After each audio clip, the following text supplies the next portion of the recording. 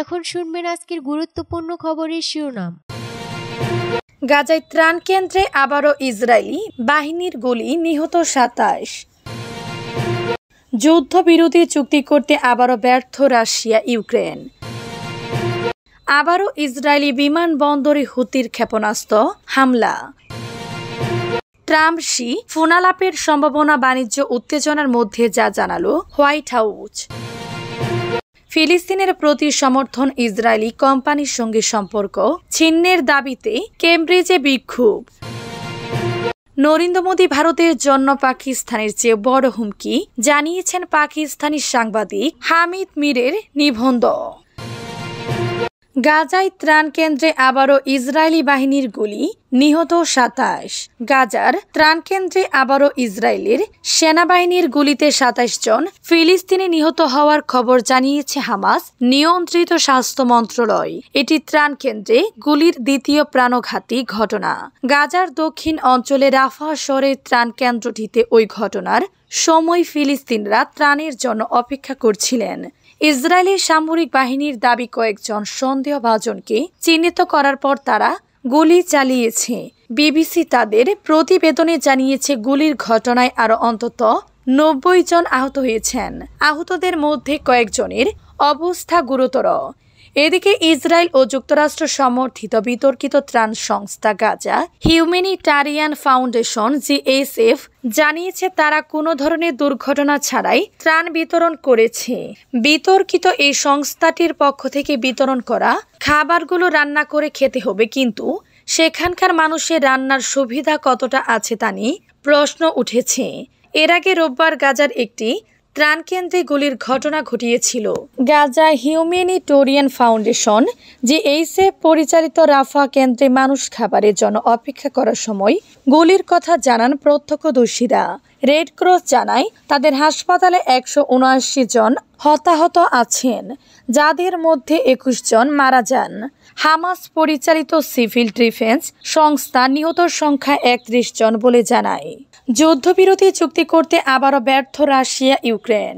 Russia ও ইউক্রেনের দ্বিতীয় দফার সরাসরি শান্তি আলোচনা কোনো উল্লেখযোগ্য অগ্রগতি ছাড়াই শেষ হয়েছে, তবে দুই দেশের মধ্যে আরও যুদ্ধবন্দী বিনিময় নিয়ে সমঝোতা হয়েছে।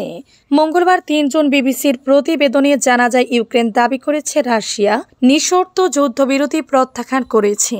যদিও রাশিয়ান প্রতিনিধি দল কয়েকটি নির্দিষ্ট এলাকায় ২-৩ দিনের যুদ্ধবিরতির প্রস্তাব দিয়েছে, তবে পূর্ণ যুদ্ধবিরতি এখনো সম্ভব হয়নি। তবে সোমবার ৩ জুন তুরস্কের ইস্তাম্বুলে ১ ঘন্টারও বেশি সময় আলোচনায় উভয় পক্ষ অসুস্থ ও গুরুতর আহত যুদ্ধবন্দী এবং ২৫ বছরের কম বয়সীদের বিনিময়ে সম্মত হন। ২০২২ সালের ফেব্রুয়ারিতে ইউক্রেনে রাশিয়ার পূর্ণ আক্রমণ শুরু হওয়ার পর থেকে দুই দেশের মধ্যে শুরু হওয়া যুদ্ধ বন্ধের দ্বিতীয় দফা ব্যর্থ হল। ২০২২ সালের ফেব্রুয়ারিতে ইউক্রেনে রাশিয়ার পূর্ণ আক্রমণ শুরু হওয়ার পর থেকে দুই দেশের মধ্যে শুরু হওয়া যুদ্ধ বন্ধের দ্বিতীয় দফা ব্যর্থ হল।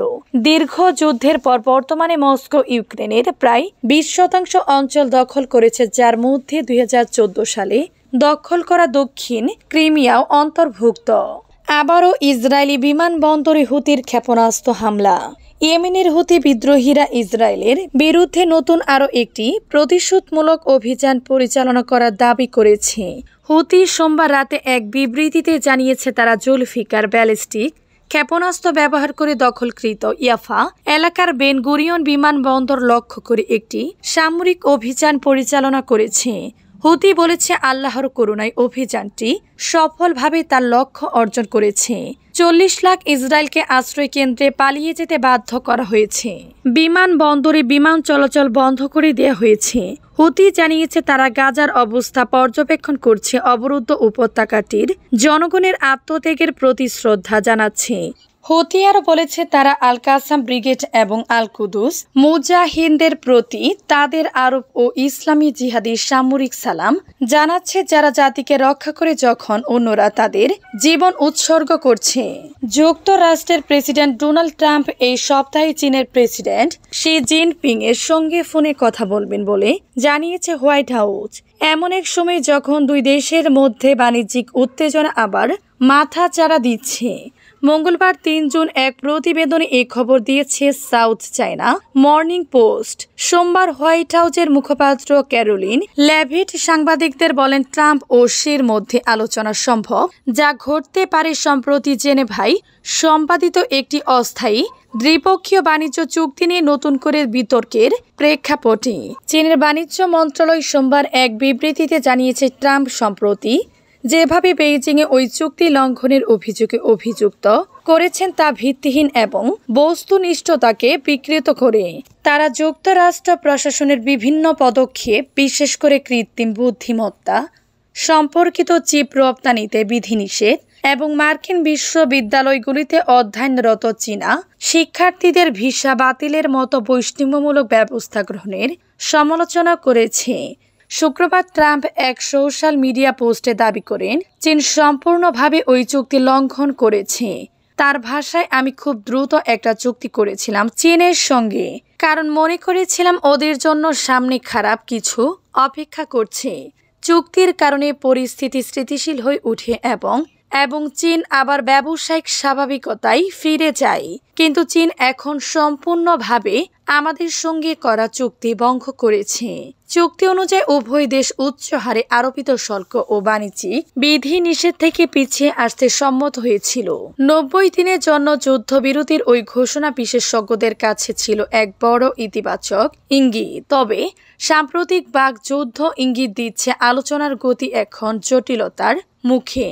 যদিও ট্রাম্প স্পষ্ট করে বলেননি চীন কোন দিক থেকে চুক্তি ভঙ্গ করেছে, তবে মার্কিন অর্থমন্ত্রী স্কট ব্যাসেন্ট সহ বিভিন্ন কর্মকর্তারা জানিয়েছেন, চীন চুক্তি অনুযায়ী যে গুরুত্বপূর্ণ খনিজ সম্পদ রপ্তানির কথা বলেছিল তা এখন আটকে রেখেছে। নরেন্দ্র মোদী ভারতের জন্য পাকিস্তানের চেয়েও বড় হুমকি। ভারতের chief of defence staff general Anil Chauhan সম্প্রতি স্বীকার করেছেন, পাকিস্তানের সঙ্গে সাম্প্রতিক সংঘর্ষে ভারতের বিমান বাহিনী ক্ষয়ক্ষতির সম্মুখীন হয়েছে। 3 সপ্তাহ ধরে ক্ষয়ক্ষতির কথা অস্বীকার করার পর এই স্বীকারোক্তি ভারতের রাষ্ট্রীয় বর্ণনার ভ্রান্ততা প্রকাশ করে।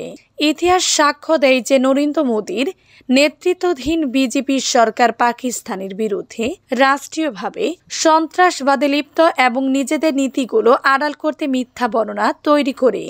মে 2025 এর অপারেশন সিঁদুর ব্যর্থতা ভারতের মিথ্যা ও উন্মোচনের সুযোগ করে দেয়। মোদী কেবল একজন ব্যক্তি নন, তিনি ভারতের শাসক দলের মানসিকতার প্রতীক। এই উগ্রবাদী আদর্শ মহন্ত গান্ধীর হত্যার পথ প্রশান্ত করেছিলেন। এই উগ্রবাদী আদর্শ মহন্ত গান্ধীর হত্যার পথ প্রশান্ত করেছিল। পরবর্তীতে এর প্রবক্তারা কোনো দায় স্বীকার করেনি।